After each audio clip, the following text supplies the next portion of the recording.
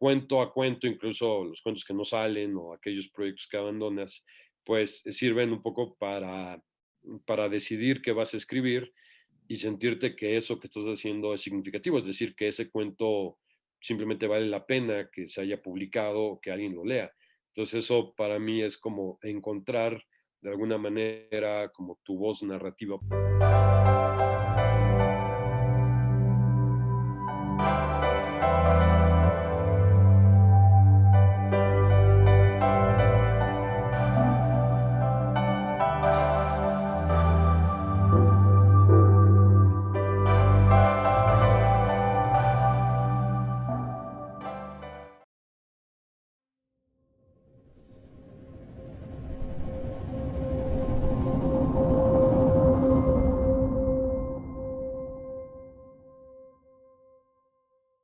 Hola, ¿qué tal amigos de la Jornada de Oriente?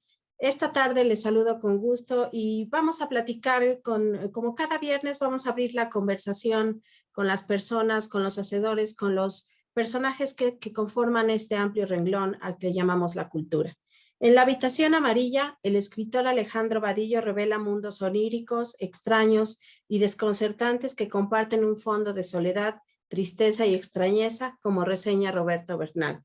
En ellos, una habitación amarilla y su luminosidad alteran a los personajes. Esa noche volvió a soñar con el cuarto amarillo. Era el mismo cuarto de siempre, las paredes sin un relieve, como espejos perfectos y bien equilibrados. Esa noche volvió a soñar con el cuarto amarillo.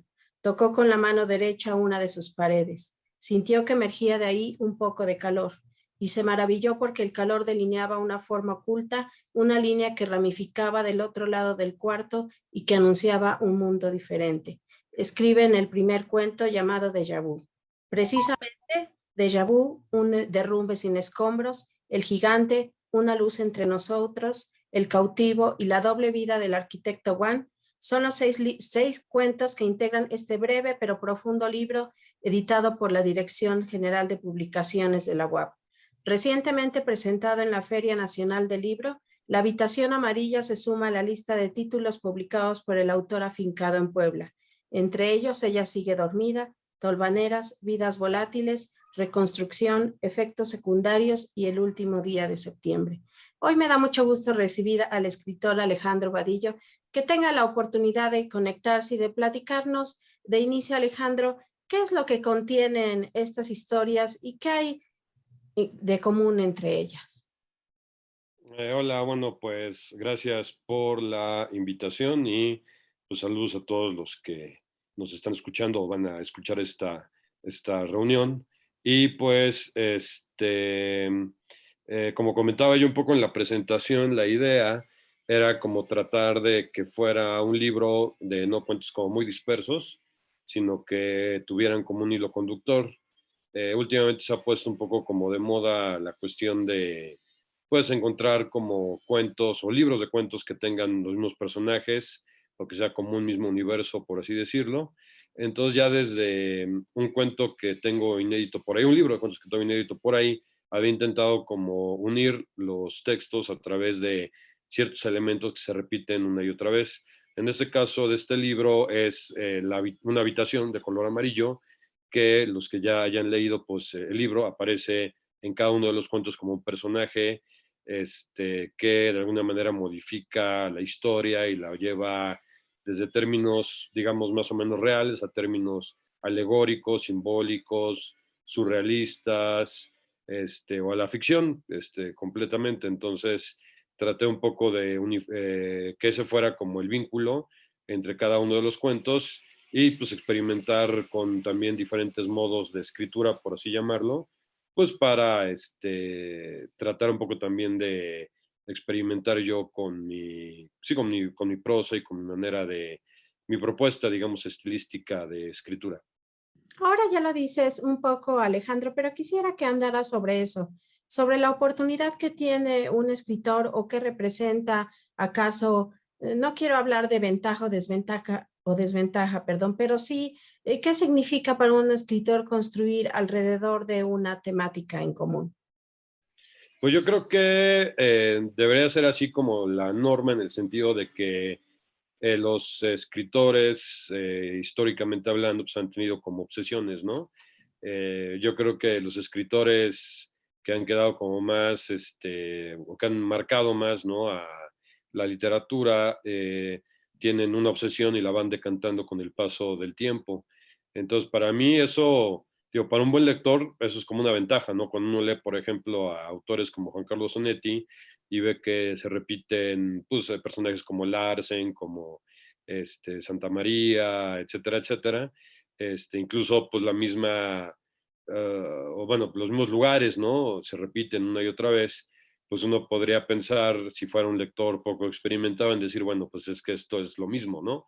Pero en realidad, pues un buen lector que puede como valorar ese tipo de cosas, pues ve que está entrando a un mundo y que ese mundo de alguna manera se repite una y otra vez porque le sigue significando algo al autor, ¿no? Es como, sigue siendo algo importante para él y quiere como explorar todas las posibilidades que hay en esos universos que se van construyendo libro tras libro. Entonces yo creo que en mi caso sería como una ventaja y además pues de que incluso hasta te permite, o bueno, esa obsesión digamos va pasando de géneros, ¿no? Del cuento a la novela, incluso al ensayo por ahí. Entonces yo creo que esa es como mi manera de ver las cosas. Además de la breve reseña que hace aquí Roberto Bernal en la contraportada del libro, sobre estas características que tiene esta habitación, este cuarto amarillo, en las pocas páginas que he alcanzado a leer en estos últimos días, hay una densidad que pareciera a veces agobiante, que pareciera a veces que, digamos, se catapulta o se va sobre los personajes. Y pareciera también mucho al proceso que acabamos de pasar estos últimos 2 años en que a muchos de nosotros, obligados por la propia contingencia sanitaria, nos llevó a recluirnos y a habitar nuestros propios espacios, haciendo que a veces, debido al momento, las cuestiones personales, el trabajo, también se viviera esa suerte de densidad, de, digamos, de aire poco renovado. ¿Cómo ves tú esta idea, Alejandro? Sobre todo sobre lo que dice Roberto y lo que yo he notado como una incipiente lectora de este libro.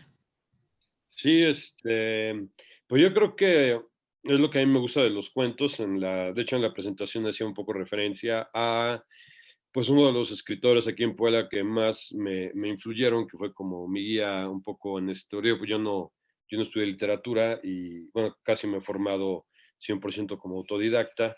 Entonces, algunos lo recordarán, Alejandro Meneses, escritor aquí, igual afincado en Puebla, originario de Tlaxcala. Entonces, a él le gustaba mucho explorar esta cuestión que tú mencionas muy bien de la densidad en los cuentos y las atmósferas, ¿no? En cada uno de sus cuentos, de él, a mí me impresionaba mucho la manera que tenía de ir como haciendo más pesada la atmósfera y cómo el tiempo iba transcurriendo más lento y aquellas cosas que habitualmente en una narrativa con una propuesta diferente, digamos más decimonónica de esto que a veces mencionan como una virtud de los cuentos de que se leen de una sentada y que tiene un efecto sorpresa y que pasamos al siguiente y demás.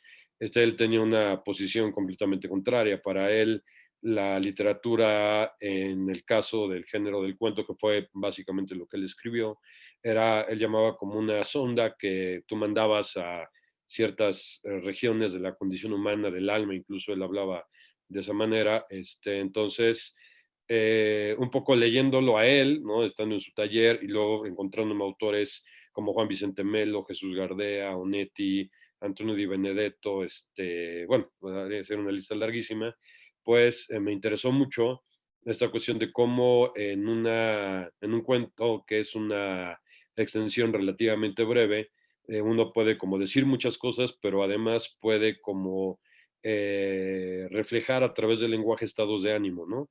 Entonces, y de esa manera el lector cuando acaba el cuento, pues simplemente no se queda con una respuesta, un misterio, sino simplemente se queda como atolondrado, se queda un poco como conmovido, se queda un poco como queriendo saber qué pasó sin tener realmente una respuesta. Entonces, en cada uno de mis cuentos trato un poco como de sacudir esa normalidad del lector y que mira la realidad de una manera diferente a través del lenguaje y que imagine cosas que, o incluso escenarios que para nosotros son comunes y corrientes, una casa, el pasillo de un supermercado, etcétera, etcétera, como algo que viéndolo de otra manera puede tener como múltiples dimensiones, por así decirlo.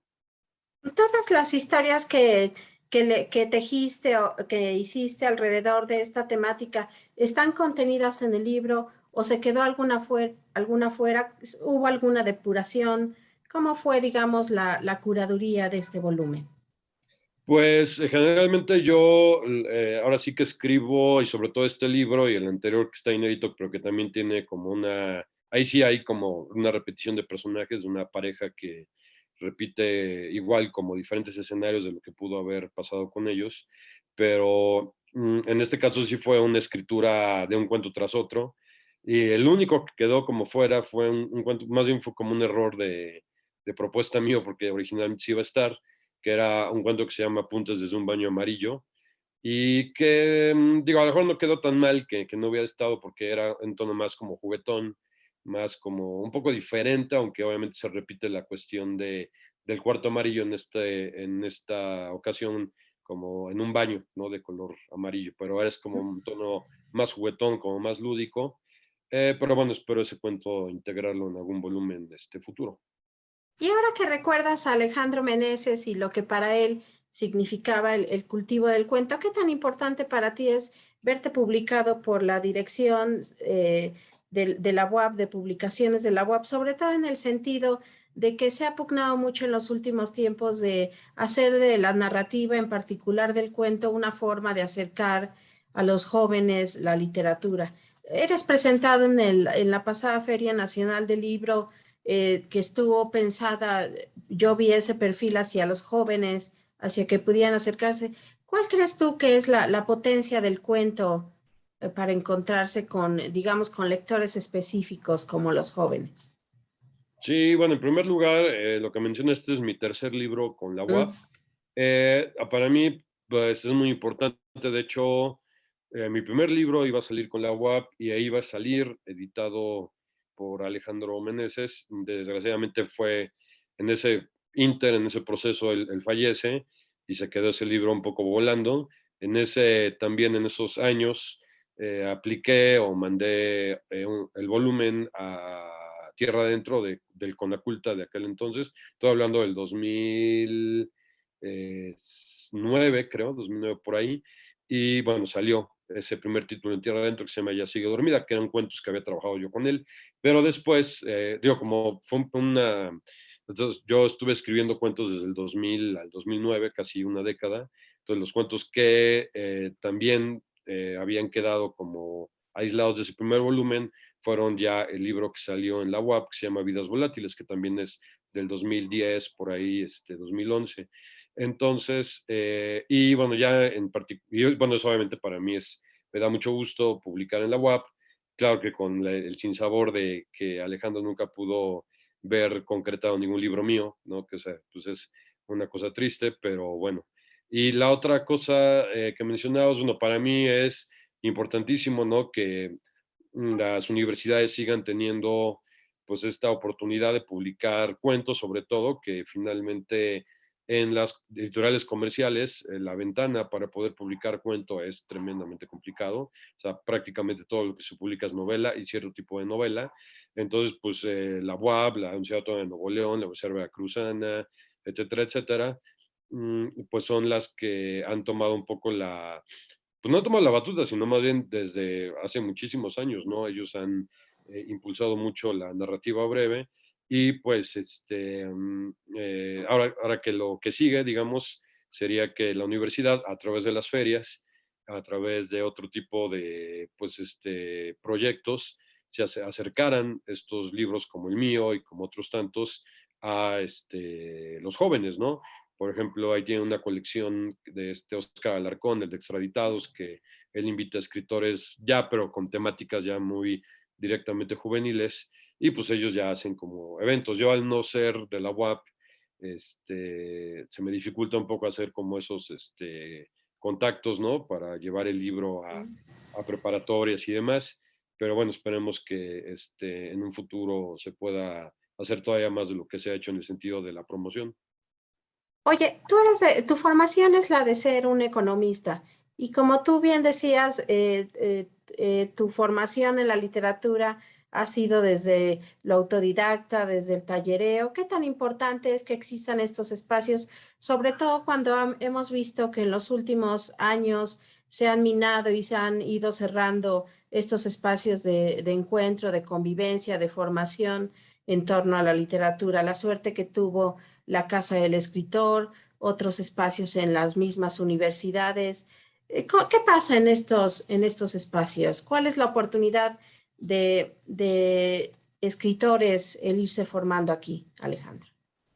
Sí, bueno, yo que ahí sí ya depende de cada quien. Hay algunos escritores que cuando les hacen esa pregunta dicen, bueno, pues yo siempre, ahora sí que he sido solitario, digamos, y yo he escrito por mi propia cuenta todo, sin necesidad de cotejarlo con alguien más. En mi caso, para mí, pues sí funcionó, en el sentido de que yo no vengo de letras, ¿no? Precisamente como comentábamos. Entonces, para mí estar en un proceso de unos aproximadamente 5 años, 5 años y medio con Alejandro Meneses y por ahí dos talleres ahí, recuerdo también Juan Sebastián Gatti, que es muy ¿Mm? conocido aquí en la Jornada de Oriente, pues a mí me sirvió muchísimo porque me permitió afinar aquellas cosas que, pues obviamente, cuando empiezas a escribir y aunque tengas todas las lecturas del mundo, pues necesitas como ese colmillo, por así decirlo, y esos pequeños correcciones y simplemente, incluso con el puro hecho de ver cómo reacciona un lector ahí enfrente de ti y un grupo de lectores, ¿no? Que es el grupo del taller, para mí es importantísimo. Obviamente, ya después de un tiempo, pues ya concluyó como mi ciclo, como se dice, y ya yo seguí por mi cuenta y luego yo ya abrí mis propios talleres. Yo creo que sí, efectivamente, como dices, estos talleres, digamos, impulsados por el gobierno o por las universidades, pues se han mantenido, a veces sí pues son muy, los sacan, ¿no? O igual para ti como tallerista, pues no te conviene, ¿no? Entonces, pues yo lo que he visto más bien es que se han abierto muchos espacios, pero ya independientes y con sus pros y contras, ¿no? Porque finalmente, si tú estás, digamos, abriendo un taller para el gobierno o para alguna universidad, pues tienes como algo que te respalda, ¿no? O sea, yo siempre digo que, pues si yo voy a enseñar, no sé, a cocinar algo, pues tengo que haberlo cocinado yo antes, ¿no? O sea, esa es la cuestión de la experiencia. Yo tengo, pues, como 20 años escribiendo. Y lo que sí he visto es que sí, lamentablemente hay mucha gente improvisada que simplemente por el puro hecho de decir me gusta la literatura, tengo como esta pasión, como dicen, pues ya con eso es suficiente para yo tallerear algo y pues me parece a mí algo irresponsable y pues de alguna manera demerita pues el trabajo que se ha hecho desde hace años, pues con talleristas buenos, ¿no? Como los que hubo antes de que cerraran estos espacios muy conocidos de la Casa del Escritor y otros lugares más, ¿no? Si me pudieras, si pudiéramos plantear el universo de Alejandro Vadillo en cuanto a su literatura, ¿en dónde ubicarías a la habitación amarilla? ¿Qué representa para ti como escritor, sobre todo el que sean cuentos breves, contenidos también en una edición muy práctica, asequible? Sí, bueno, yo creo que, como comentaba al inicio, eh, conforme más vas avanzando, yo ya tengo como 12 libros publicados, te das cuenta de que no abandonas tus primeras aficiones, digamos, ¿no? Entonces, yo comencé escribiendo cuentos, me encantaban a mí estos cuentos como de fantasmas, como de espectros, leyendas y demás, cuando estaba yo en la secundaria y ya un poco después en la prepa. Entonces yo creo que este libro de La Habitación Amarilla sigue siendo deudor o una continuación de aquellos primeros cuentos que escribía yo cuando estaba muy, muy chico. Y claro que ha habido cambios, ¿no? Ahora siento que he podido como sentirme más seguro con la forma en la que narro, sin sentirme que estoy, digamos, imitando a otros autores que me han gustado mucho, empezando obviamente por Alejandro, pero todos los que he mencionado y bueno, una larga lista. Entonces, eh, siento que esta de la habitación amarilla como que me viene un poco a mí a enseñar que pues sí he podido como encontrar un poco mi propio lenguaje y poder incluso pasar de una temática a otra, en el sentido también como comentaba antes de que hay cuentos que son muy surrealistas y hay otros cuentos muy cotidianos, por así decirlo. Entonces siento que he podido como sortear eso para poder como ofrecer relatos diferentes, pero que tengan como esta presencia del lenguaje y de las atmósferas y todo esto que me gusta, ¿no? Y qué bueno que lo mencionas, Alejandro. ¿Qué tan importante es para un autor encontrar su voz narrativa? Pues sí, eso es como muy difícil a veces de poder como explicar o de, a veces se vuelve incluso como un lugar común, pero es simplemente como el hecho de tener como las herramientas del lenguaje, ¿no? Las herramientas para narrar un cuento y sentirte a gusto con lo que estás escribiendo y sobre todo sentir que eso tiene vida, ¿no? O sea, que no estás manufacturando una historia, que no estás escribiendo un guión, que no estás como metiéndote tú en los personajes, sino que más bien esos personajes son los que comienzan a habitar el cuento, por así decirlo, ¿no? Entonces, este es un proceso, digamos que es como muy personal, muy íntimo, muy solitario, y uno, pues ahí vuelca muchas de las cosas que te ocurren, ¿no? O sea, sin ser, digo, hay algunos libros que son como un poco más autobiográficos, para nada, pero aunque no cuentes cosas de tu vida, ahí están tu visión de muchas cosas y como que creas lugares en los que a ti te gustaría estar o los que a ti te provocan cierta como cierta obsesión, como cierta fijación ahí que no puedes como controlar y que a través de la escritura le da salida a eso. Entonces, cuento a cuento, incluso los cuentos que no salen o aquellos proyectos que abandonas, pues sirven un poco para decidir qué vas a escribir y sentirte que eso que estás haciendo es significativo, es decir, que ese cuento simplemente vale la pena que se haya publicado o que alguien lo lea. Entonces eso para mí es como encontrar de alguna manera como tu voz narrativa, por llamarle así.